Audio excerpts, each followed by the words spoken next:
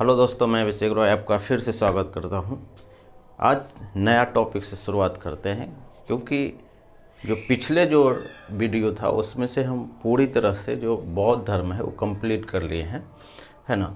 अगर उससे रिलेटेड आप क्वेश्चन बनाइए, जिस भी एग्ज़ाम का तैयारी करते हैं, तो आपको लगभग सारी बात समझ में आ जाएगा कि हमने क्या पढ़ा है। ठीक है। दूसरी बात, अगर आपको बेहतर समझ चाहिए जैन धर्म में भी, तब भी आपको बौद्ध धर्म पढ़ना ज़रूरी है। तो इसलिए हर हाल में आपको अगर बौद्ध धर्म अगर नहीं पढ़े हैं या नहीं देखे हैं, तो आप पीछे वाला जो वीडियो है आप उसको देखिए। एक एक चीज़ को समझाया गया है और डिटेल में कवर किया गया है। ठीक है। आज हम शुरुआत करते हैं, वो है जैन धर्म। जैन धर्म, जैनिज्म। सवाल वही है कि ये भी बौद्ध धर्म के तरह ही एक ही साथ जो है वो चर्चा में आया, क्योंकि ब्राह्मण धर्म के अगेंस्ट जो है ये दो धर्म आया, वो बौद्ध धर्म और जैन धर्म, है ना। तो उसमें से हम बौद्ध धर्म पढ़ लिए हैं और जो जैन धर्म है उसके बारे में पढ़ेंगे। और सवाल ये उठता है कि क्या बौद्ध धर्म का जैसे संस्थापक बुद्ध थे, सिद्धार्थ, क्या जैन धर्म के भी संस्थापक वही है? नहीं है ना। इस बात के लिए भी आपको समझना है चाहिए, क्योंकि अगर हम फर्स्ट जैन तीर्थंकर की बात करें, यानी जैन भिक्षु होते हैं, है ना, तो फर्स्ट अगर तीर्थंकर की बात करें तो इनका नाम है ऋषभदेव। ऋषभदेव,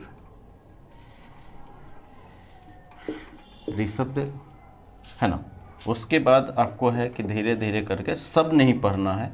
जैसे 23वां जो है, 19वां को आपको थोड़ा सा ध्यान रखना, वो है अरिष्टनेमी, है ना। उसके बाद है 23वां है पार्श्वनाथ,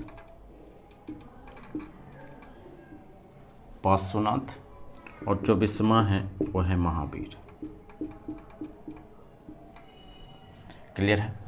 यानी इसका क्या मतलब है कि 24वें तीर्थंकर, यानी 24वें जो तीर्थंकर हैं वो महावीर हैं। इसके पहले क्या है? 23 तीर्थंकर। 23 तीर्थंकर का मतलब होता है बेसिकली जैन भिक्षु, यानी या जैन को मानने वाले जो लोग हैं, होता है मुखिया, सबसे ऊपर जो मेन पुजारी होता है, बेसिकली ये आप समझिए। तो उससे पहले भी क्या है कि 23 लोग हैं पार्श्वनाथ। तो इनके बारे में हमें दोनों के बारे में समझना है कि ये जो है पार्श्वनाथ, ये जिस महाजनपद से आते हैं वो है काशी। हमने पहले भी बात किया है कि यदि आपको डिटेल में कोई भी चीज़ समझना है तो महाजनपद काल आपको याद होना चाहिए कि कौन सा महाजनपद कहाँ पे है, किस जगह पे है। तो ये तो महाजनपद है और यहीं से है अश्वसेन।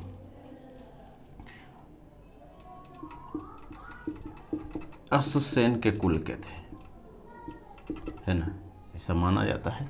और उसके बाद है हम पढ़ेंगे महावीर के बारे में। बेसिकली ये सवाल आता है कि ये कहाँ से हैं, है ना। अश्वसेन के बेटा माना जाता है, हाँ, अश्वसेन कुल के, और यह अश्वसेन का ये कौन है? बेटा है। ठीक है। तो ये भी सवाल कभी कभी पूछ लेता है कि ये जो पार्श्वनाथ है वो कहाँ से बिलोंग करते हैं। तो आपको ध्यान रखना है वो काशी से बिलोंग करते हैं। जो अभी जो बनारस वाला जो एरिया है उसी को हम क्या बोलते हैं? काशी। क्योंकि पहले भी क्या था कि वो महाजनपद था और किसके कंट्रोल में था? कौशल। और कौशल से जब हम आगे पढ़ते हैं तो हमें पता चलता है कि फिर बाद में वो कवर कर लेता है मगध में, फिर वो मिल जाता है। इसका मतलब है कि जब हम आगे पढ़ेंगे, इसके बाद जब मगध का उत्कर्ष पढ़ेंगे, तो हम यही पढ़ेंगे कि कौन सा जो महाजनपद काल है कब मगध में मिला, है ना। खैर, वो तो बात की चीज़ है। अब यहाँ पे हम सिर्फ महावीर के बारे में पढ़ेंगे, क्योंकि महावीर से ही ज़्यादा सवाल आते हैं। महावीर,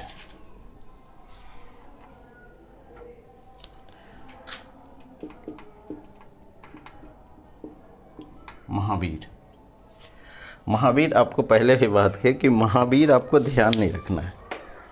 महावीर का जो बचपन का नाम है उसको ध्यान में रखना है ना। जैसे हम बात किए थे कि बौद्ध धर्म में हमें सिद्धार्थ को ध्यान रखना है, बुद्ध को ध्यान नहीं रखना है।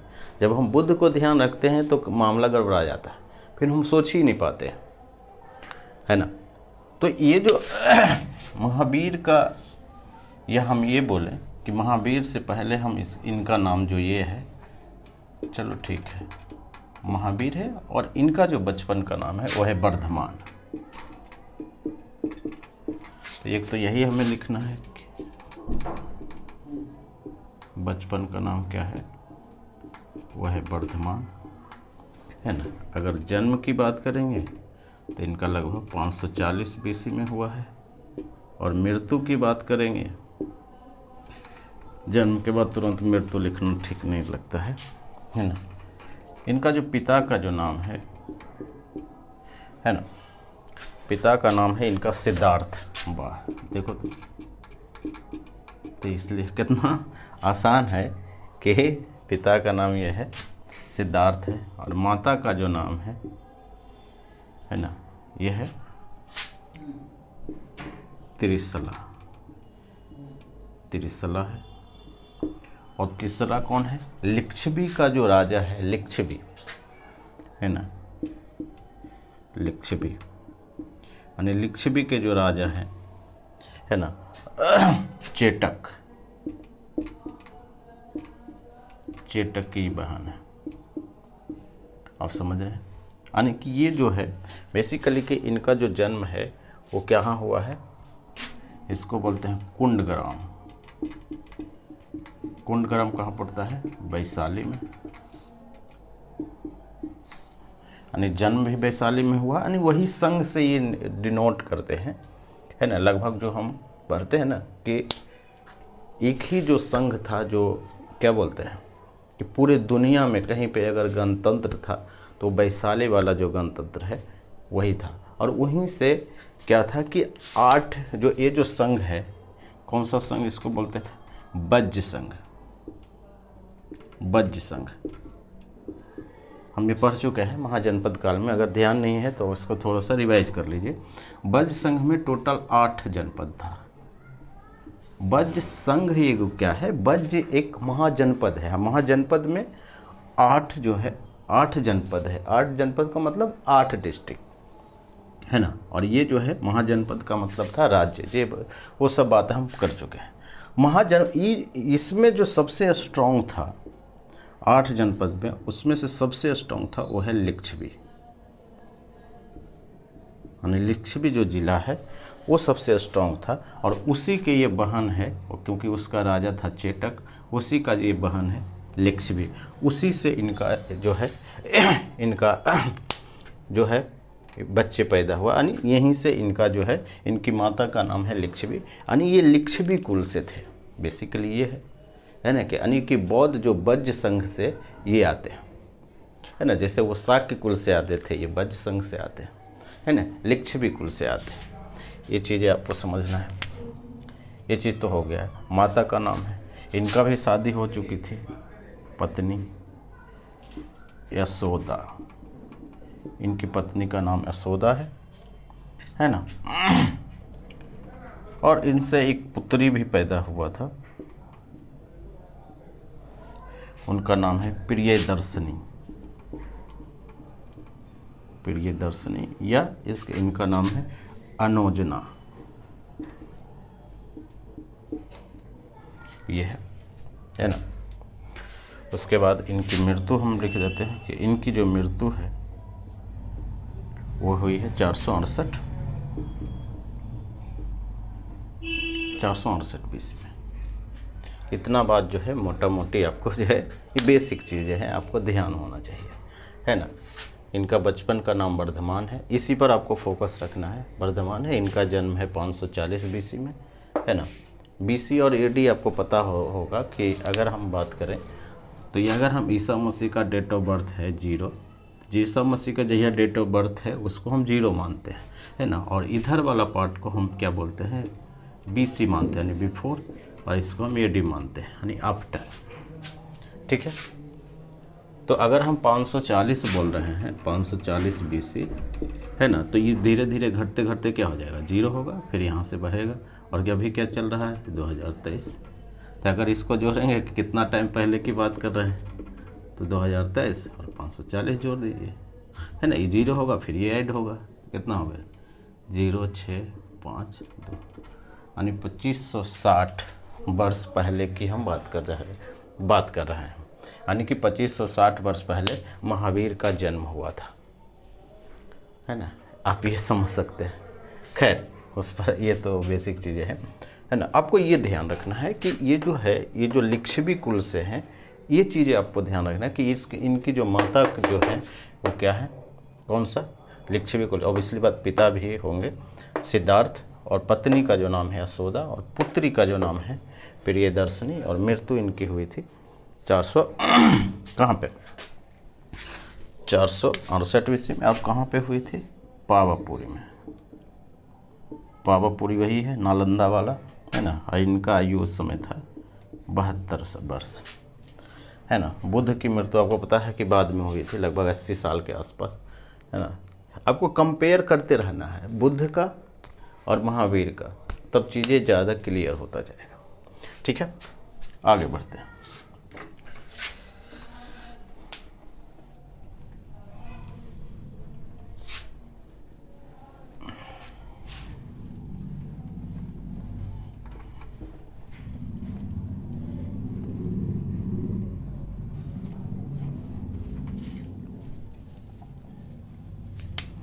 ये जो वर्धमान जो लड़का है,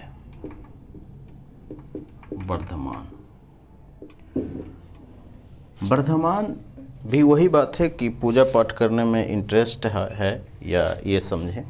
तो इन्होंने 30 वर्ष की आयु में, जब इनकी आयु 30 वर्ष थी, है ना, तो इन्होंने क्या किया, घर त्याग दिया, यानी गृह त्याग।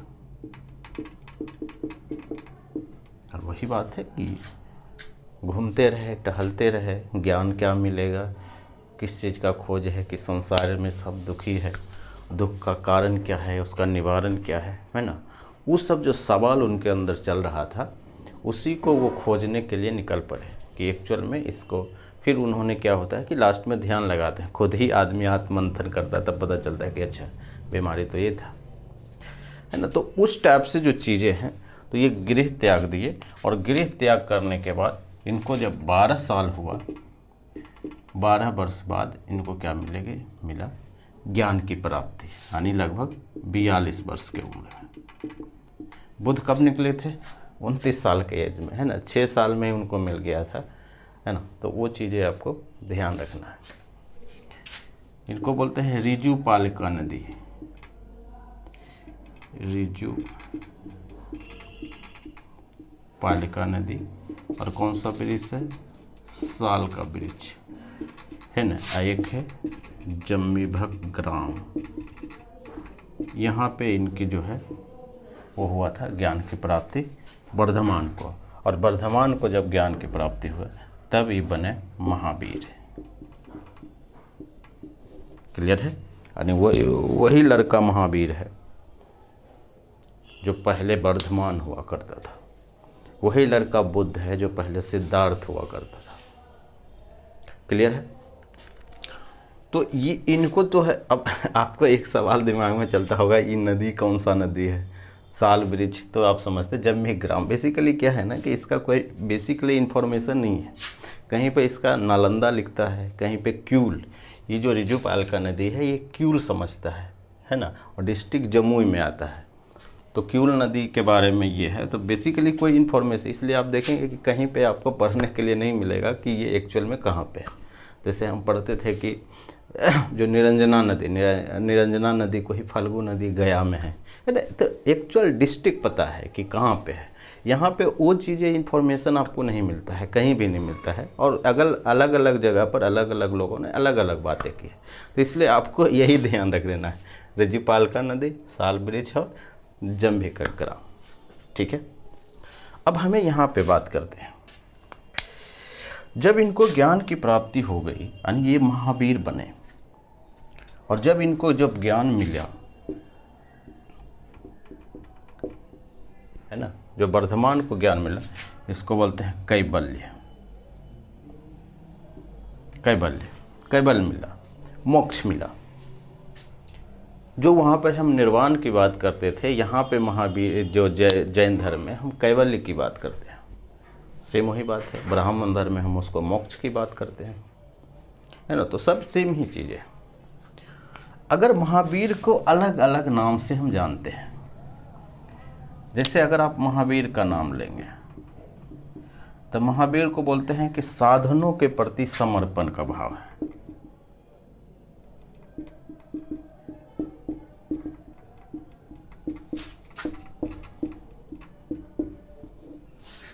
साधनों के प्रति समर्पण का भाव।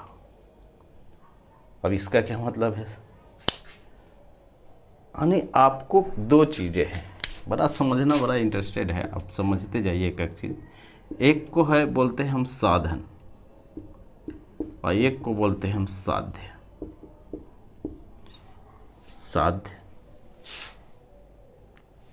साध्य का मतलब होता है कि आप जो चाहते हैं, आपका जो इच्छा है जहाँ पहुँचने का। अगर अभी की भाषा में समझें तो अगर अभी आपको जॉब चाहिए तो ये हो जाएगा साधन, साध्य, कि आपको अल्टीमेट क्या चाहिए, वो जॉब चाहिए, नौकरी चाहिए, वो भी सरकारी नौकरी चाहिए।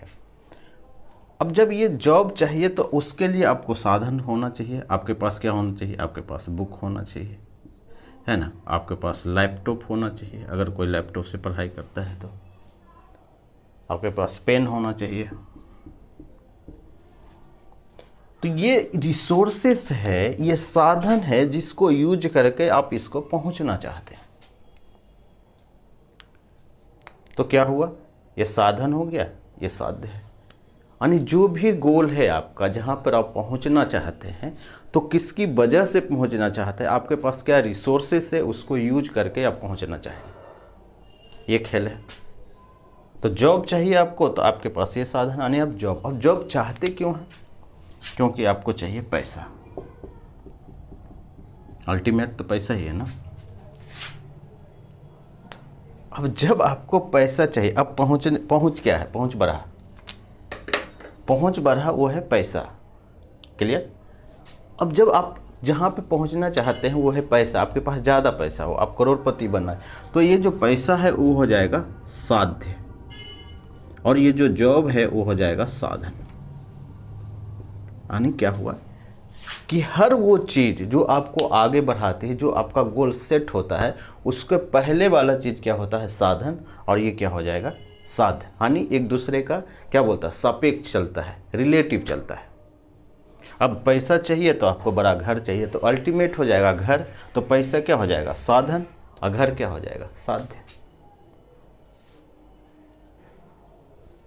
ये है खेल। तो साधन साध्य के प्रति समर्पण का भाव का मतलब यही होता है कि ये जो महावीर थे उस साधनों के प्रति, साधनों का मतलब ये वाला, जो साधन के प्रति समर्पण थे कि इनको अगर कोई काम करना है, पढ़ना है तो पढ़ना है, तपस्या करना है तो करना है। तो ये चीज़ें आप यहाँ से सीख सकते हैं कि जो चीज़ें आप सेट कर देते हैं उसके लिए क्या क्या रिसोर्सेस है आपके दिमाग में, और उसके प्रति आप कितना डेडिकेटेड हैं। अगर ज़्यादा डेडिकेटेड है तो आपको क्या, ऑब्वियसली बात है कि आपको ज्ञान मिलेगा, और ज्ञान मिलने का मतलब यही होता है कैवल्य मिल जाना, और अभी के भाषा में बोले मोक्ष मिल जाना।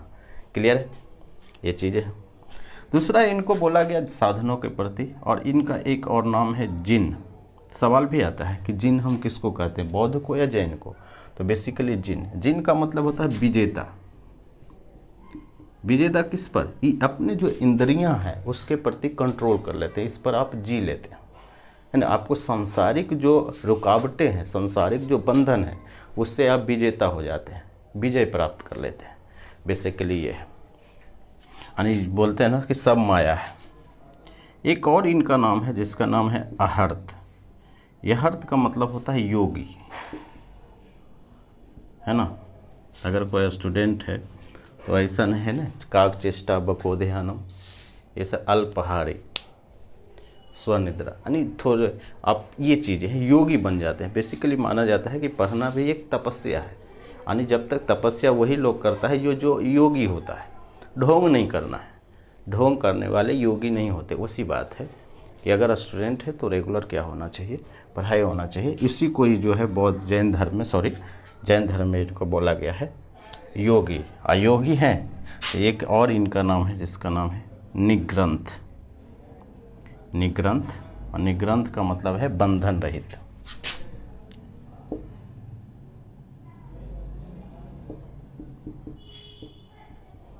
वही है, बंधन रहित का मतलब है कि आपका जो सांसारिक जो कष्ट है, सांसारिक जो दुख है, या सांसारिक जो भी प्रॉब्लम है, संसार में जो भी है, उससे आप बाहर निकलते हैं, है ना।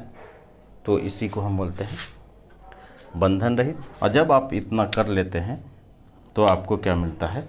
मोक्ष मिलता है, जो महावीर को मिला, या ये बोलो को वर्धमान को मिला।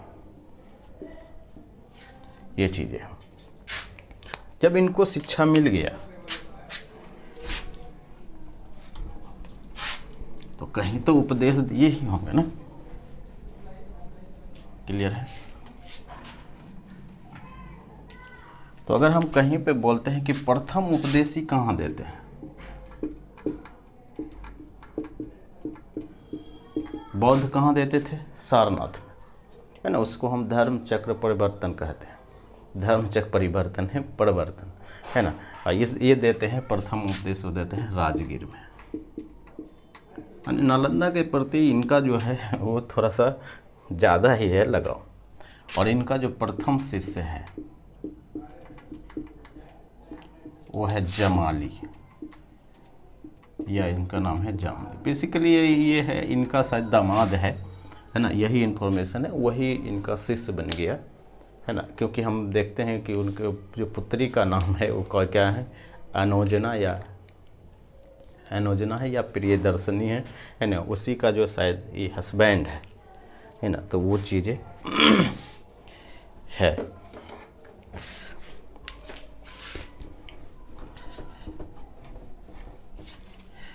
इनका भी अल्टीमेट जो सोच है, जो इनका जो अल्टीमेट सोच है वो वही है कि संसार है वो जो है दुखों से भरा है।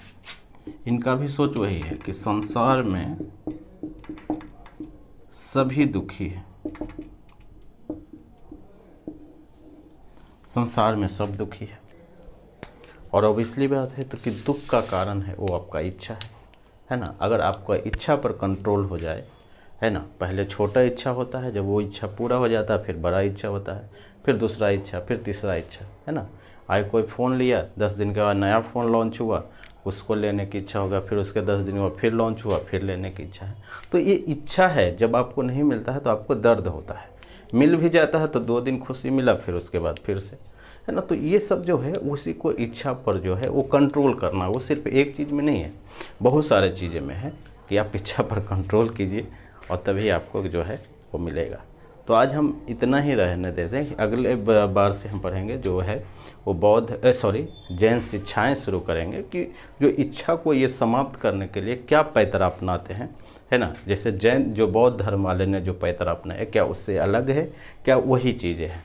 ठीक है। तो हम आगे पढ़ेंगे वो है बौद्ध शिक्षाएँ, जैन शिक्षाएँ।